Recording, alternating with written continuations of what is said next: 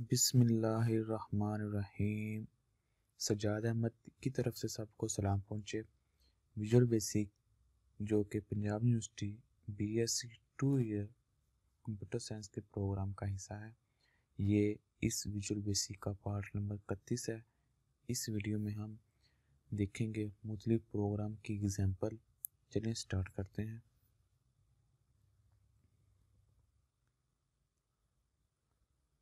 Right a program that print hello word.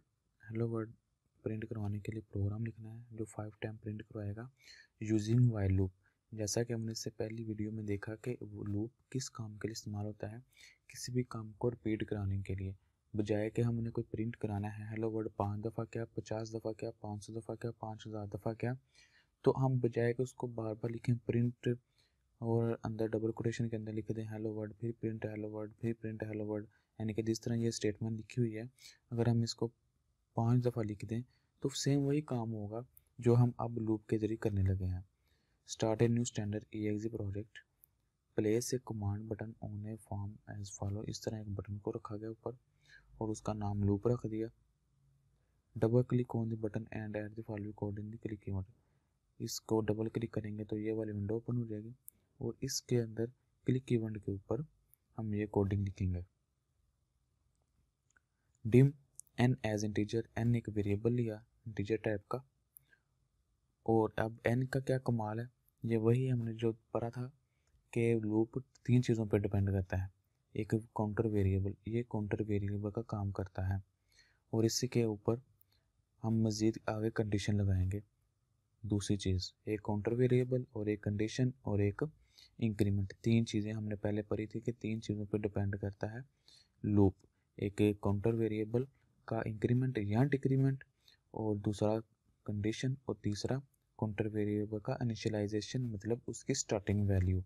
Dim n as integer, n लिया counter variable के तौर पर integer और n को हमने असाइन कर दिया 1, यानी कि एक वेरिएबल बनाया n और उसको वैल्यू दे दी 1।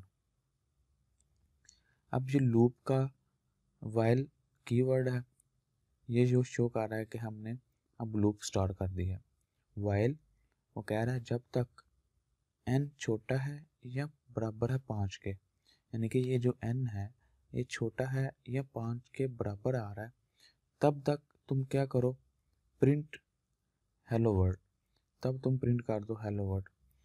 और एक ये स्टेटमेंट हमने जैसा पढ़ा था कि स्टेटमेंट या सेट ऑफ स्टेटमेंट्स, यानी कि एक स्टेटमेंट भी हो सकती है या एक सेट या एक से ज़्यादा स्टेटमेंट्स भी हो सकती हैं। तो यहाँ हमको 2 स्टेटमेंट दी गई हैं। पहली स्टेटमेंट कहा है कि प्रिंट हेलो वर्ड, दूसरी स्टेटमेंट में उसने क्या किया है, n+1, n में ये जो n है इसके अंदर एक प्लस करके और फिर जो नई वैल्यू है ये दोबारा n को साइन कर दी गई है।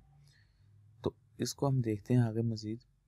वो कह रहा है कि वाइल जब तक n छोटा है 5 से या बराबर है 5 के, तो क्या प्रिंट कर दो हेलो वर्ड और n में एक प्लस कर दो। ये करने के बाद प्रोग्राम नीचे नहीं आएगा, टर्मिनेट नहीं होगा, अभी वो लूप चल रहा है। लूप का मतलब है कि उसने नीचे नहीं आना, उसने वेंड से पहले पहले फिर ऊपर चले जाना वापस, जिधर से वो स्टार्ट हुआ था। इधर क्या किया उसने, पहले इधर आया, उसने देखा n की वैल्यू 1 है पहले, और कंडीशन क्या है, n छोटा है 5 से, बिल्कुल कंडीशन ट्रू है क्योंकि n जो है वो 1 है, वो 5 से छोटा है। अगर कंडीशन ट्रू है तो कंट्रोल इधर आ जाएगा, वो क्या करेगा, प्रिंट कर देगा हेलो वर्ड और फिर क्या करेगा, n में एक प्लस कर देगा। अब n की वैल्यू हमारे पास हो गई है 2, ये पहले n की वैल्यू 1 थी। फिर उसने कंडीशन चेक की, n छोटा है 5 से बिल्कुल, तो उसने क्या किया, हेलो वर्ड प्रिंट कर दिया ये वाला। फिर उसके बाद उसने क्या किया, n पे एक प्लस कर दिया। पहले n में 1 था, अब n की वैल्यू 2 हो गई हमारे पास, क्योंकि n अगर इधर 1 था पहले, 1 + 1 2, और अब वो असाइन कर दो n को, तो अब n बन गया 2। अब इधर n आ गया 2। फिर क्या करेगा, वो कंडीशन चेक करेगा कि n जो है वो छोटा है या बराबर है 5 के, बिल्कुल n छोटा है 5 के। फिर वो ये 2 सेट ऑफ स्टेटमेंट जो है, 2 सेट हैं, एक सेट है जो इसमें 2 स्टेटमेंट्स हैं, इनको चेक करेगा कि आया ये कंडीशन ट्रू है, बिल्कुल ट्रू है क्योंकि n छोटा है 5 से, तो इन दोनों को एग्जीक्यूट करेगा। पहले इसको प्रिंट कर देगा हेलो वर्ल्ड ये वाला, और n में एक इंक्रीमेंट कर देगा। कंडीशन चेक करेगा, बिल्कुल ट्रू है। अब n हो जाएगा 3। फिर n 3 है, n को दोबारा चेक करेगा, क्या n छोटा है 5 से, बिल्कुल n छोटा है 5 से। क्या करेगा, हेलो वर्ल्ड प्रिंट कर देगा ये वाला, और इसमें n में एक ऐड कर देगा। अब n हो जाएगा 4, n 4। फिर कंडीशन चेक करेगा कि n छोटा है 5 से, बिल्कुल n छोटा है 5 से। क्या करेगा, हेलो वर्ल्ड प्रिंट कर देगा ये वाला, और n में एक ऐड कर देगा, n हो जाएगा 5। फिर कंडीशन चेक करेगा कि क्या n जो है छोटा है या बराबर है 5 के, बिल्कुल n बराबर है 5 के, लेकिन छोटा नहीं है, लेकिन बराबर है 5 के, यानी कि एक शर्त पूरी हो रही है। तो उसमें फिर क्या करेगा, हेलो वर्ल्ड प्रिंट कर देगा ये वाला, और n में एक प्रिंट इंक्रीमेंट कर देगा, और n हो जाएगा बस 6।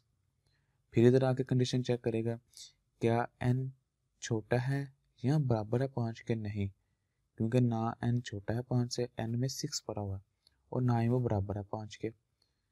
तो अब कंडीशन ट्रू नहीं है, तो क्या होगा, इधर अंदर लूप जाने के बजाय ये लूप इधर टर्मिनेट हो जाएगा, और नई लाइन जो अगली भी आएगी उसको एग्जीक्यूट करेगा। तो इधर अगली लाइन एंड प्रोग्राम, तो इसलिए प्रोग्राम को एंड कर दिया जाएगा। तो इस तरह ये काम करता है। अब ये उसने इंग्लिश में बताने की कोशिश की है कि ये कैसे काम करता है। The above example in the counter control loop, it uses a counter variable जो हमने 1 लिया n के साथ, to control the iteration of the loop. Loop की जो आइट्रेशन है या रेपिटेशन है या बार बार एग्जीक्यूट होना है, उसको कौन कंट्रोल कर रहा है, बेसिकली उसको कंट्रोल n कर रहा है। The variable n is initialized to 1। किसी भी वेरिएबल को जो स्टार्टिंग पे वैल्यू दी जाती है, कोई भी वेरिएबल जब बनाया जाता है तो हम उसको कहते हैं डिक्लेरेशन ऑफ द वेरिएबल। और जब हम उस वेरिएबल में कोई वैल्यू रख देते हैं, मिसाल जैसे हम पीछे n इज इक्वल टू 1 रखा, तो हम इस चीज़ को या इस प्रोसेस को कहते हैं initialising of the variable. When the condition is evaluate first time, the value of n is 1। जब पहली दफ़ा कंडीशन को एवेलुएट किया गया, यानी कि चेक किया गया, तब क्या था, n less than is equal to 5। तो तब n की वैल्यू हमारे पास 1 थी। The condition true condition true थी क्योंकि हमारे पास 1 था, और हमने ये देखना था कि क्या एक छोटा है बराबर है 5 के, तो उसने कहा ठीक है। So the control enter the body, तब कंट्रोल जब बॉडी में एंटर हुआ of the loop and contain true statement, तब वो जाके कंडीशन ट्रू होने पे उसने लूप की बॉडी की स्टेटमेंट को चेक किया। The first statement print hello world, पहले उसमें 2 स्टेटमेंट थी। पहली स्टेटमेंट ने हेलो वर्ड प्रिंट किया on the form of the second statement increment the value of by n1। तो दूसरी जो स्टेटमेंट थी उसमें n की वैल्यू 1 ऐड की थी, जो कि उसको उसने 2 बना दिया था। Then the control moves back to the condition, तब लूप जो कंट्रोल था वो दोबारा गया था अपनी बैक पे जहाँ से उसने स्टार्ट किया था। द प्रोसेस कंटिन्यू 5 टाइम, 5 दफ़ा कंट्रोल चलता रहा। When the value of the n become 6, जब वैल्यू 6 हुई, then the condition become false and the loop terminate. जब n की वैल्यू 6 हुई तब कंडीशन जाकर फॉल हुई और लूप जो है टर्मिनेट हुआ। इस तरह ये रेपिटेशन काम करता रहता है। लूप को कहते हैं उसको जो इस तरह चलता रहता है, चलता रहता है, चलता रहता है। Write a program that display first 5 number and their sum using while loop. कह रहा है पहले गिनती के जो 5 नंबर हैं वो और उनका जो सम है वो शो करो। यहाँ प्रोग्राम हो रहा है, वही एक बटन लगाया और उसके क्लिक इवेंट के ऊपर ये कोडिंग वाली विंडो ओपन हो जाएगी। तो ये कैसे काम करेगा, हम सबसे पहले देख रहे हैं कि हमें कितने वेरिएबल्स की ज़रूरत है। एक वो जो काउंटर वेरिएबल है जिसने इंक्रीज़ होते रहना है और ये बताना है कब आके कब वेरिए लूप ख़त्म हो। और दूसरा सम का वेरिएबल लिया हमने जो कि इन वैल्यू को सम करता रहेगा। मतलब पहले हमारे पास 1 था, फिर एक बार 2 आया, 1 जमा 2 फिर 3 बन गया, 3 के बाद फिर 3 आया तो वो 6 बन गया। यानी कि एक इंटीजर वैल्यू चलती रहेगी ना, जिसमें इशारिया नहीं आएगा, तो इसलिए वो इंटीजर टाइप का ले लिया। अब काउंटर वेरिएबल को हमने इनिशियलाइज किया 1 से, कि इसको एक वैल्यू दे दी 1, और सम को इनिशियलाइज किया 0 से। हमेशा याद रखना है कि लूपिंग के अंदर कोई भी अगर क्वेश्चन करना है लूप वाला जिसमें अगर सम हमने किसी भी नंबर्स का करना है तो उसमें सबसे पहले sum is equal to 0 declare ज़रूर करना है। सम डिक्लेयर करके उसको 0 इनिशियलाइज ज़रूर करना है। अगर मल्टीप्लाई वाला क्वेश्चन है तो उसमें हमने MUL मल्टीप्लाई का कोई भी अगर वेरिएबल लेंगे तो उसको स्टार्टिंग के तौर पर हम 1 वैल्यू असाइन करेंगे। उसकी रीज़न ये है कि कोई भी सम हम अगर फ़र्ज़ करें एंटर करते हैं तो उसमें 0 एंटर करते हैं किसी से भी सम के अंदर, या किसी भी सम के अंदर हम सम मतलब कोई भी वेरिएबल या कोई भी वैल्यू, किसी भी वैल्यू के अंदर हम जब 0 प्लस करते हैं तो उसको कोई फ़र्क नहीं पड़ता। इसीलिए हमारी कैलकुलेशन के ऊपर कोई फ़र्क नहीं पड़ेगा, ये सिर्फ इनिशियलाइज के तौर पर होगा, या किसी भी चीज़ को आप सम कर रहे हो तो उसमें 0 ऐड कर दो। इसके बाद अगर मल्टीप्लाई वाला क्वेश्चन तो उसमें क्यों हम 1 रखते हैं, क्योंकि किसी भी नंबर को अगर हम 1 से मल्टीप्लाई करते हैं तो उसका कोई फ़र्क नहीं पड़ता, इसलिए हम सिर्फ जस्ट इनिशियलाइज के तौर पर उसको 1 रख देते हैं ताकि हमारा प्रोसेस आगे चल सके। बेसिकली उससे प्रोग्रामिंग की दुनिया में या कैलकुलेशन की दुनिया में कोई फ़र्क नहीं पड़ेगा, जितनी मर्जी दफ़ा किसी भी नंबर को 1 से मल्टीप्लाई करते जाओ उसको कोई फ़र्क नहीं पड़ेगा। तो इसमें बेसिक लॉजिक क्या है, इंक्रीमेंट को 1 साइन कर दिया और सम को 0 साइन कर दिया, और वाइल ये बता रहा है कि अब लूप शुरू हो गई है। कंडीशन ये बताइए कि इंक्रीमेंट जब तक छोटा है या बराबर है 5 के, यानी कि ये जो वैल्यू है अभी जो 1 है, जब तक ये 5 से बराबर या 5 से छोटी रहेगी तब तक तुमने क्या करते रहना है, एक ये काम करना है और एक ये काम करना है। क्या काम है, प्रिंट आई की वैल्यू प्रिंट कर देनी है। आई की वैल्यू कितनी आ रही है, फिलहाल यहाँ 1 आ रही है, और 1 प्रिंट करेगा और नीचे क्या करेगा, sum plus I is equal to sum. Sum जिसमें अभी 0 है, इधर 0 है और इधर 1 है, इन दोनों को ऐड करके ये फिर सम के वेरिएबल में रख देगा तो ये बन जाएगा 1। अब इस सम के अंदर 0 नहीं है बल्कि इधर है 1। ठीक है, और बाद में क्या करेगा, आई की वैल्यू में एक इंक्रीमेंट कर देगा, अब इसकी वैल्यू में भी एक इंक्रीमेंट कर देगा, अब ये 1 नहीं है ये 2 है। फिर लूप जाएगा वापस और चेक करेगा ये कंडीशन चेक करेगा कि आई जो है वो छोटा है बराबर है 5 से, बिल्कुल छोटा है बराबर है 5 के, क्योंकि आई की 2 वैल्यू है और ये छोटे भी है 5 से। और फिर क्या करेगा, फिर ये 3 काम करेगा, प्रिंट करेगा आई को, फिर सम में अब 1 था और सम में अब 1 था तो दोबारा फार्मूला चलेगा, तो अब आई के पास क्या है 2, पहले सम के पास 1 था, अब ये ख़त्म हो गई पहली वैल्यू, अब सम के पास 1 था और आई के पास 2, तो अब सम कितना हो जाएगा 3। फिर नीचे आई में एक इंक्रीमेंट कर देगा, आई पहले 2 था और अब 3 हो जाएगा आई।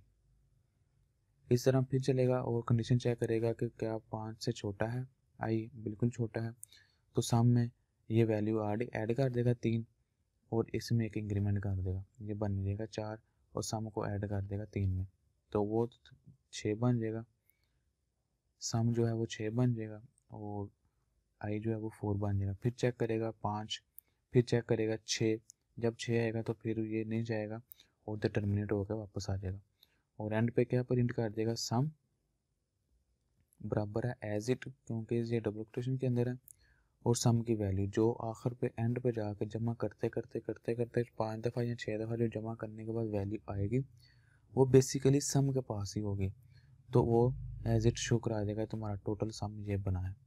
तो यहाँ सम के जो इस वेरिएबल के अंदर वैल्यू है वो शो होगी, तो प्रोग्राम एंड हो जाएगा।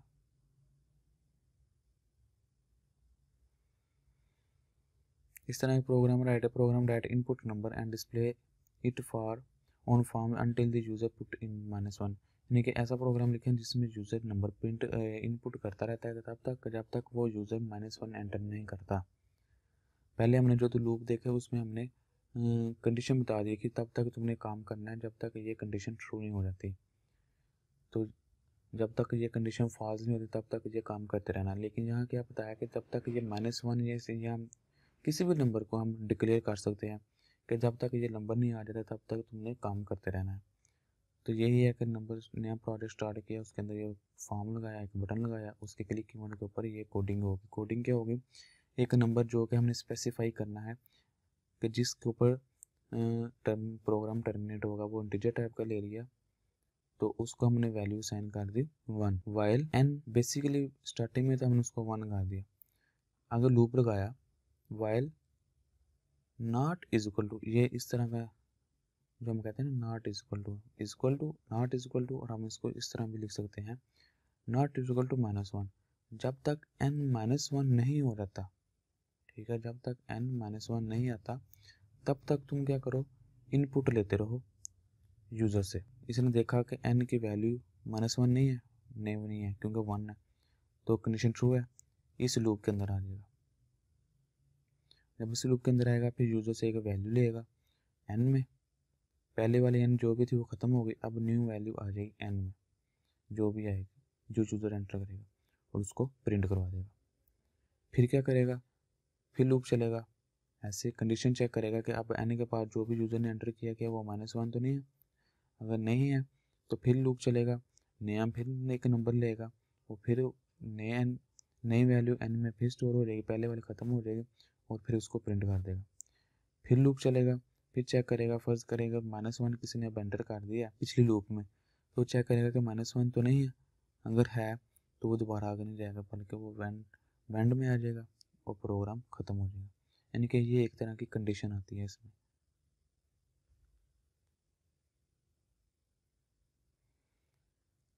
Run the project and click the button. An input box will appear. Enter 10 and press OK.